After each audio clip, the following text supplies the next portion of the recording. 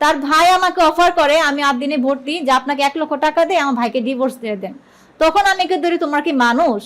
আমি তোমার ভাইয়ের বাচ্চা ডেলিভারির জন্য হসপিটালে মরা বাচ্চার সাথে লড়তেছি, আর তুমি আমাকে 1 লক্ষ টাকা অফার করো।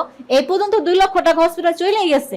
আমি 2004 সালে আমার ফ্যামিলিগতভাবে বিয়ে হয়। তো সে সংসারে আমার 2 ছেলে। তো ওর প্রবলেম ছিল, মেনলি প্রবলেম ছিল মেয়েদের সাথে রিলেশনটা বেশি ছিল। আমি অনেকভাবে ট্রাই করছি কিন্তু আমি পারিনি, আমার ভরণ পোষণ সে দিচ্ছে না। তো বাধ্য হয়ে আমি আমার জবটা শুরু করি। তো জবটা শুরু করতে করতে মানে আমার টার্গেট ছিল যে আমি ওকে ডিভোর্স দিব। তো এর মধ্যে আমি বসুন্ধরা সিটিতে জব করি একটা ব্র্যান্ডে। আরেকজনের সাথে পরিচয় হয়, সে হলো আরেকটা শোরুমের ম্যানেজার ওই কোম্পানিরই। তো করোনার সময় তখন সে আমাকে একটা ফ্রেন্ড রিকোয়েস্ট পাঠায়। তো আমি রিসিভ করলাম, রিসিভ করার পর হাই হ্যালো কথাবার্তা। তো এর মধ্যে কিন্তু তখন পর্যন্ত হাজবেন্ডের সাথে ছিলেন? হ্যাঁ, হাজবেন্ডের সাথে ছিলাম আছে, কিন্তু ভালো সম্পর্ক ভালো না এটা সবাই জানতো। আচ্ছা, তারপর? এটা সবাই জানতো। তো তখন কোভিড এর সময় তার সাথে হাই হ্যালো কথাবার্তা বলতে বলতে বলতে বলতে প্রায় অনেকটা গভীর ভাবে তার সাথে আমার সাথে কথাবার্তা হয়ে যায়। তখন আমি তাকে বলি, দেখেন আমি যতই ভালো থাকি যাই থাকি, আমি কিন্তু আমার নিজের ভাইয়ের জন্য কিন্তু একটা বিবাহিত মেয়েকে বিয়ে করে আনবো না। তো আমার থেকে আপনি দূরে থাকেন, যেহেতু আপনি আনম্যারিড আর আমি বিবাহিত, আমার সন্তান আছে। আপনি আমার জন্য হয়তো আগে বাড়বেন, কিন্তু আমার বেবিকে তো আপনি একসেপ্ট করবেন না। তো তারপরও সে না না না তা আমার পিছে লেগেই আছে, কান্না কাটি। তখন সে বলে, তোমার 2টা কেন, 10টা ছিল থাকলো, আমার প্রবলেম নাই। তখন আমি বললাম যে না, এটা হয় না, এটা কখনই হয় না। এটা থেকে শুধু শুধু কষ্ট পাবেন, আপনি দূরে থাকেন। তারপর কোভিডটা নর্মাল হলো, সিটি ওপেন হলো, সে আসলো, আমি আসলাম। তার সাথে আমার মানে প্রথম দেখা, এর আগে তো দেখা হয়েছে, কিন্তু এই যে রিলেশনের পর্যায়ে তার সাথে আমার প্রথম দেখা। তো দেখার পর কথাবার্তা হলো, আমার বড় ছেলের সাথে ও কথা বললো আইসা, যে দেখো তোমার আম্মুকে আমি কখনোই কষ্ট দেব না। সে হাত ধরা তাকে কমিটমেন্ট করছে, তোমার আম্মুকে আমি কখনোই কষ্ট দেব না, এটা তুমি আমার থেকে মানে লিটল ক্রিয়েট থাকো। তো তুমি তোমার ভরসা রাখতে পারো আমার কাছে, তোমার আম্মুকে কখনোই কষ্ট দেব না। আপনি কিন্তু তখনও ডিভোর্স না? ডিভোর্স না। তো তখন একটা পর্যায়ে হলো কি, তার পরামর্শে যে তুমি ওকে ডিভোর্স দাও, ডিভোর্স না দেয় আমি তোমাকে বিয়ে করতে পারছি না। তো আমি তো আগেতেই জানি যে তাকে আমি ডিভোর্স দেবো, কারণ সে আমার সন্তানের ভরণ পোষণ দিচ্ছে না। তো সে আমাকে কি করলো, ডিভোর্স নেওয়া হলো, তার হাজবেন্ডের ডিভোর্স দিলাম। আমার স্বামী তখন ওই বাসা ছেড়ে চলে যায়, আর আমি আমার 2 ছেলে ওই বাসাতেই থাকি। চলে যাওয়ার পর সে অনেকভাবে ট্রাই করছে, কিন্তু আমি সেটা একসেপ্ট করিনি, কারণ ওই যে আমার মাথা, তো সে সাপোর্ট দেওয়ার মতো। তারপরেও আপনার প্রথম স্বামী অনেকবার চেষ্টা করেছে আপনার সাথে সম্পর্কটা ঠিক করার জন্য, কিন্তু আপনি তখন আর তাকে পাত্তা দেননি। কারণ সে আমাকে আশা ভরসা সে আমাকে দিছে, তো ভালো কথা। তো এর মধ্যে সে একটা বাড়ি নিল, তার বাসা আমার আসা যাওয়া করি। আমি আমার বাসাতেই ছিলাম, মানে রাত যাপন করতাম না, এমনি জাস্ট আসা যাওয়া করতাম। এর মধ্যে ওর ফেসবুক আইডি প্রোফাইল পিকচারে আমার আর ওর নাম দেওয়া। পুরো কোম্পানির লোকে জানা যায় যে ওর সাথে আমার সাথে রিলেশন জানাজানি হয়ে যায়। তো প্রত্যেকটা কোম্পানি কিন্তু এই একটা ম্যানেজার থাকে, সুপারভাইজার থাকে।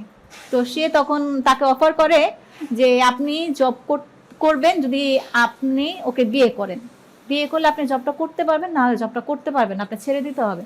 সে কি করলো, সে কোম্পানি থেকে চলে গেল। সে আমাকে বললো আমি আর তোমার সাথে আগাতে পারবো না। তো আমি তো মানসিক, আমার আম্মু তখন আমাকে অনেক মানে এক প্রকার ত্যায্য করে দিয়েছে আমার ফ্যামিলি, যে তোমার হাজবেন্ড যাই করুক, তোমার খাওয়া থাকার জায়গা তো তোমাকে দিছিল, সে যাই করুক, কিন্তু তুমি এই ছেলে কথা শোনা, তুমি তাকে ডিভোর্স করলা, এখন এই ছেলেটা চলে গেল, এখন তুমি কি করবা? তো যাই হোক, সে তো চলে গেল। আমি তো পুরা একদম আমার দিন সব শেষ, কারণ আমি জবও করতে পারতেছি না। কিছু কিছু মেয়েরা ভালো বলতেছে, বেশিরভাগ মেয়েরা কিন্তু খারাপ বলতেছে, ওই যে খায়ালা চলে গেছে, এই ধরনের ব্যাড কমেন্টস আমাকে করতেছে, যার কারণে আমি জবটাও করতে পারতেছিলাম না। আমার মাও গেল, আমার হাজবেন্ডও গেল, আমার জবও গেল, সবকিছু গেল। এর মধ্যে 10-12 দিন পরে আবার যোগাযোগ করে যে দেখো আমি আমার ফ্যামিলির কারণে বাধ্য ছিলাম, কিন্তু আসলে তোমার কেমন কষ্ট দিছি, আমাকে মাফ করে দাও, আমি আবার রিলেশনটা আগে বাড়তে চাই। তো আমি তো রাজি, কারণ আমি তোর জন্যই তো সবকিছু ছাড়ছি। তো বলছে ঠিক আছে, আবার কন্টিনিউ শুরু। তো এখন তো তাকে এভাবে বলা যায় না যে এইভাবে থাকো। তো সে কি করলো, একটা কাজে না তার বাসায় নর্মাল 1 লক্ষ টাকা বসে একটা কাবিন দিয়ে বিয়ে করলো, কিন্তু ওই কাগজ আমাকে সে দেয়নি, আমিও তার কাছে চাইনি, কারণ অন্ধবিশ্বাস সবসময় তাকে আমি করছি। তো কাবিন করার পর সে আসা যাওয়া করতো। তো এরকম করতে করতে আমার এরকম প্রেগনেন্ট ধরা পড়লো, আমার প্রেগনেন্ট 1 মাসের প্রেগনেন্ট। তো আমি তারে বললাম যে এরকম আমি তো প্রেগনেন্ট। তো বললো কি দেখো আমি তো তোমাকে বাসায় নিয়ে যাব, তো এর মধ্যে তোমাকেই তো মানবে না, এর মধ্যে বেবিকে কিভাবে অ্যাকসেপ্ট করবে, তো তুমি এটা অ্যাভয়েড করে ফেলো। তো এর মধ্যে কি করলো, ওই ফোনটা অফ করে দিল। ফোন চুরি হয়ে গেল নাকি, প্রায় 3 দিন পর্যন্ত ওর ফোন অফই। তো তার ছোট ভাইকে আমি ফোন দিলাম, ভাইকে বললাম যে তোমার ভাই কই? বলে আমার ভাই তো কেন, আমার ভাইকে আপনি কেন খুঁজতেছেন? আমি কেন খুঁজতে হবে মানে, আমি প্রেগনেন্ট, তোমার ভাই আমাকে বিয়ে করছে, তোমার ভাইয়ের নাম্বার বন্ধ আজকে 4 দিন যাবো, তোমার ভাই কই? না এটা হতেই পারে না। হতে পারে না মানে তুমি, আমি স্ক্রিনশট পাঠাইতেছি, তোমার ভাইয়ের সাথে কনভারসেশন হচ্ছে, কথা বলছি, সেগুলো পাঠাইতেছি, দেখো। তো গেল তাদের আশেপাশে, যখনই তার এলাকা কাউকে পাইতাম তাকে আমি নক দিতাম, জানাইতাম, মানে চেষ্টা করতাম সে কই বের করার জন্য। তার এলাকার একজন ভাই আমাকে এরকম মেসেজ করলো যে আপু কোনো কিছু কাহিনী করে না, ওর আপনি যমুনা ফিউচার পার্কই পাবেন, ও যে কোম্পানিতে জব করে ওই কোম্পানিতে আছে, আপনি সেখানে যান। তার ভাষ্য মতো আমি সেখানে গেলাম, হ্যাঁ দেখি সে স্যারে দিব্যি কাউন্টারে বসে সুন্দর কথা বলতেছে। তো যাওয়ার পরে সে বের হয়ে এসে ও আমার পা ধরে, আমার চাকরিটা তুমি খায় না। তো আমি বললাম আমার সাথে কেন করলি এরকম, কেন এরকমটা করলি? সে আমাকে বলতেছে আমি ভাবছি তুমি মারা গেছো, সে ভাবছে সে আমি মারা গেছি, এই কারণে ভয় সে ফোনটা অফ করে রাখছে। তো কি করলাম, আমি বললাম তোর মানি ব্যাগ দে। তো মানি ব্যাগ না দাস, আমি এখন তোর নামে কমপ্লেন করবো। কমপ্লেন করতে তুই বুঝোস তো ব্র্যান্ডেরও ক্ষতি তোরও ক্ষতি। তো আমি বললাম তুমি তোমার মানি ব্যাগটা দাও। দেওয়ার পর তার আইডি কার্ড নিয়ে আমি বাসা চলে আসলাম, আর যে সিম গুলো বন্ধ করছে সেই সিম গুলো নিয়ে আমি চলে আসলাম। আসার পর সে কান্নাকাটি, সিম গুলো ওপেন করো না, আমার বাবা মা ফোন দিবে। আমি তো আয়সা নিয়ে যাও। তো সে আয়সা নিয়ে যাওয়ার যখন রেডি হলো যে আয়সা নিয়ে যাবে, তখন আমি এলাকায় কিছু মানুষকে ডাকলাম, গণ্যমান্য মানুষকে ডাকলাম, কিছু আমার আত্মীয় স্বজনকে ডাকলাম। সে অ্যাকচুয়ালি আসছিল তার আইডি কার্ড নিতে, নেওয়ার জন্য সে বাসা আসছিল। তখন আমি তাকে 10 লক্ষ টাকা কাবিন বসা, তাকে আমি বিয়ে করি। বিয়ে করার পর সে রাতে সেখানে ছিল, থাকার পর সে ওদিনই আবার পালা যায়, সেদিনই পালা যায়। তখন সে কোম্পানি ছেড়ে চলে যায়। সে ডাইরেক্ট বলে অস্বীকার, তার বাচ্চা না। তো এর মধ্যে অনেক কিছু হয়েছে। আমার আম্মা আসলো, আমার আম্মা এসে এরকম কান্নাকাটি, কেন তুমি এই কাজটা করলা, অনেক কিছু হইলো। তাকে অনেক রিকোয়েস্ট করলো আমার আম্মু যে দেখো যা হয়েছে না হয়েছে বাদ দাও, এখন আমার মেয়েটা পাশে এসে দাঁড়াও, ও তো জব করে না। সে কোনোভাবে কোনো কথাতে রাজি না। তো গেল, এর মধ্যে আমার অবস্থা খুবই খারাপ। আমাকে মাউতার হসপিটাল বলেন, ন্যাশনাল হসপিটাল বলেন, মানে ঢাকাতে যে বড় বড় হসপিটাল, শুধু ঢাকা মেডিকেল ছাড়া সব হসপিটাল ফেরত দিয়ে দিচ্ছে যে আমি বাঁচবো না, আমার প্রবলেম আছে, ভিতরে প্রবলেম আছে, বাচ্চারা বাঁচবে কিন্তু আমি বাঁচবো না। আমার বাচ্চা ওর সময় 10 ব্যাগ রক্ত লৌটিতে নিয়ে গেছে, আমি বাঁচবো না। আমার মায়ে কাপড় রেডি সহকারে করছে যে আমি মারা যাবো, যে আমাকে কখন কোন বাসায় কোন অবস্থানে দাফন করবে, এরকম একটা সিচুয়েশন হয়ে গেছে। আমার জানের সিকিউরিটি নেই, ও বাঁচবে কিন্তু আমি বাঁচবো না। আমার মা আমার বোন অনেক চেষ্টা করছে যে একটু পাশে এসে দাঁড়াও, তোমার টাকা পয়সা না চান, একটু পাবো, বাঁচবে না, অস্বীকার, তার বাচ্চা না। তার ভাই আমাকে অফার করে, আমি 8 দিনে ভর্তি, যে আপনাকে 1 লক্ষ টাকা দিয়ে আমার ভাইকে ডিভোর্স দিয়ে দেন। তখন আমি কে ধরি, তোমার কি মানুষ? আমি তোমার ভাইয়ের বাচ্চা ডেলিভারির জন্য হসপিটালে মরা বাচ্চার সাথে লড়তেছি, আর তুমি আমাকে 1 লক্ষ টাকা অফার করো। এই পর্যন্ত 2 লক্ষ টাকা হসপিটাল চলে গেছে। তো আমি তাদের সাথে টোটাল কন্টাক্ট করা বন্ধ করে দিলাম, যে আমি এখন মানসিকভাবে কোনোভাবে ঠিক না। আমার এত তো টাকা কেটেছে, প্রায় 7 বার আমি 8 দিনে ভর্তি ছিলাম, ভাইয়া জানেন না। আমার মা কত যে কষ্ট করে টাকা ম্যানেজ করছে। আমার ভাই নাই, আমার একটা বাবা নাই, 7 বছর আগে মারা গেছে। তাই সে সব কিছু জানে, সে সব কিছু জানার পর আমার সাথে এই ঘটনাটা করছে। মানে কি বলবো, আমি বুঝতে পারবো না। আমি অনেক কষ্ট পাইছি তখন, যে আমি বাঁচবো না। আমার সিজার যখন ওটি হয়, তো বেবি হলো, আল্লাহর রহমতে বেবি হলো। বেবি হওয়ার পরে এখন ওর তো ধরতে হবে, এখন তো আমার কিছু করতে হবে না, আমার বাচ্চা হয়ে গেছে। আমার বাচ্চা তো যারা সন্তান না, তো আমার তো কাবিন নামা আছে। তো আমি তার নামে যৌতুকে মামলা দিলাম।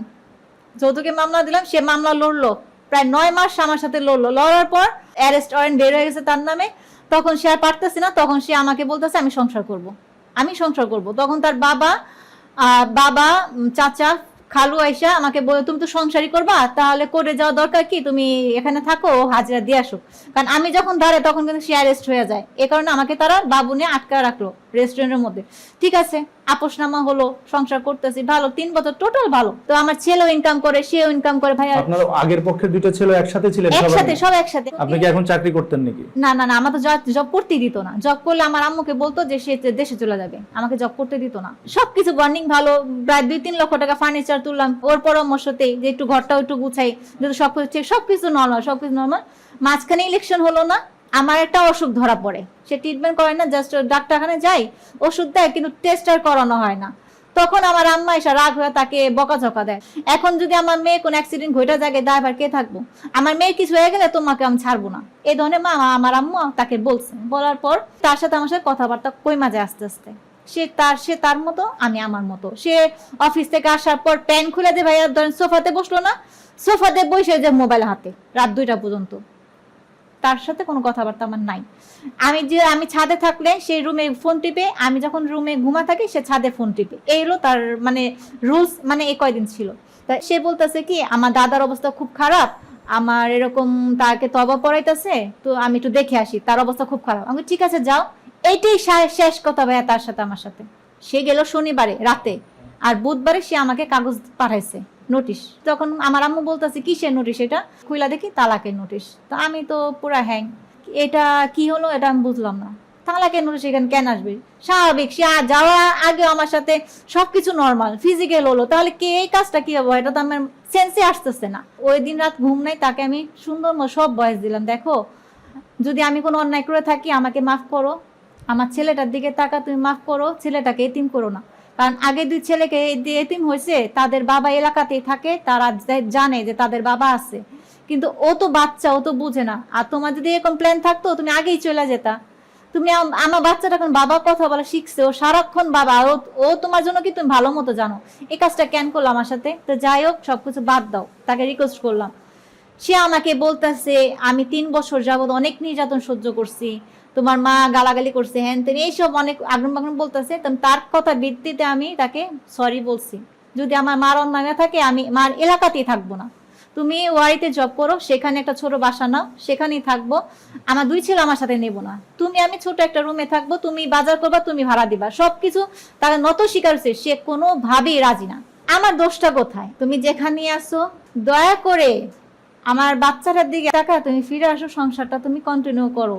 তোমার কাছে আল্লাহর দোহাই লাগে, তোমার কাছে আমি অনেক রিকোয়েস্ট করতেছি, তুমি আমার বাচ্চাটার দিকে টাকা হলো, তোমাকে আমি বলছি 1 মাস সুযোগ দাও আমাকে। তুমি তো 3 বছর বলছো যে সহ্য করছো আমার বাচ্চাটাকে দিকে তাকায়া, তো আমাকে 1 মাস সময় দাও। 1 মাসের মধ্যে না শুধরাইলে এই ভিডিও তো সবাই দেখতেছে, তুমি আমার ছেড়ে চলে যাও। আমি তোমাকে বলছি, এর আগেও বলছি যে তুমি আমাকে ছেড়ে চলে যাও, 1 মাস আমাকে সুযোগ দাও, 1 মাস আমার সুযোগ দিয়ে দেখো যে আমি পরিবর্তন হয় কিনা। মানে আপনি কি ধরনের পরিবর্তনের কথা বলছেন একটু বলুন তো। সে আমি আমার অন্যায় তো আমি জানি না ভাইয়া, তাহলে আপনি যে বলছেন যে আমাকে শুধরানোর সুযোগ দাও, এদের সে বলছে আমি নাকি আমার রাগ অনেক, এই জন্য আমাকে কাজ করছে, তারপর আমার আম্মা নাকি তাকে গালাগালি করছে। তো আমি বলছি আমার আম্মার সাথে আমি থাকবো না, আমি আমার আম্মার বাসা কারোর সাথে কোনো কন্ট্যাক্ট করবো না, তুমি যেখানে রাখবা সেখানে, কিন্তু তোমার গ্রামের বাসা আমি যেতে পারবো না, কারণ এটা অনেক রিস্কের ব্যাপার আছে। কিন্তু সে তো ভালো মানুষ গেল ভাইয়া, তার ফ্যামিলি প্রেশারের কারণে আমাকে এই কাজটা করছে। এখন আমাদের কিছু প্রশ্নের উত্তর দেন। আপনি প্রথম সংসারে থাকা অবস্থায় আপনি যে একজনের সাথে সম্পর্ক করলেন, এটা আপনার কাছে কতটুকু ঠিক মনে হচ্ছে? কতটুকু ঠিক মনে হচ্ছে, একদিকে যদি বলি এটা অন্যায়, আরেক দিকে বলি এটা অন্যায় না, কারণ ওই হাজবেন্ড আমার কোনো খোঁজই রাখতো না। ভুল করেছেন, সে খোঁজই রাখতো না, এরকম ভুল করা ঠিক না। তারপরে খোঁজ না রাখুক, আপনি তার স্ত্রী ছিলেন তখন পর্যন্ত, আপনি তাকে ডিভোর্স দেন নাই, তার ঘরে থাকা অবস্থায় আরেকজনের সাথে আপনি প্রেম করেছেন এবং তার প্ররোচনায় আপনি তাকে ডিভোর্স দিয়েছেন প্রথম স্বামীকে, এবং এটা 16 বছরের একটা সম্পর্ক, এটা ছোটখাটো একটা সম্পর্ক না, এবং সেই ঘরে আপনার 2টা সন্তান আছে, তারাও বড় হয়ে গেছে। তো এটা একটা আপনার অনেক বড় ভুল ছিল, এবং এখন যে ঘটনাগুলো ঘটছে সেটা এই ভুলের মাসুল আপনাকে দিতে হচ্ছে। সিদ্ধান্ত আপনাকে নিতে হবে যে আপনি এটা কি করবেন। যদি আপোষে আপনাকে নিয়ে সংসার করতে চায় তাহলে তো অবশ্যই করতে পারবেন, আর যদি না সংসার করতে চায় তাহলে আপনি হয়তো বাংলাদেশের আইন অনুযায়ী আইনের আশ্রয় নিতে পারেন। এখানে সবচেয়ে যেটা বড় ব্যাপার যে অনৈতিকভাবে শুরু হওয়া কোনো সম্পর্ক, আমাদের যে অতিথি উনি এবং যার সাথে পরবর্তীতে সম্পর্কে জড়িয়েছিলেন, দুইজনই অনৈতিকভাবে এই সম্পর্ককে এগিয়ে নেওয়ার চেষ্টা করেছেন আগে সংসারে থাকা অবস্থায়, এবং যেটার কারণে উনি এখন আরো বেশি করে বিপদে পড়েছেন এবং এটার মাসুল দিচ্ছেন। আমাদের এখানে একটাই যেটা বলার সেটা হচ্ছে যে অনৈতিকভাবে শুরু করা সম্পর্কের পরিণতি কখনোই ভালো হয় না। তো আজ এই পর্যন্ত, আপনারা সবাই ভালো থাকবেন। আসসালাম।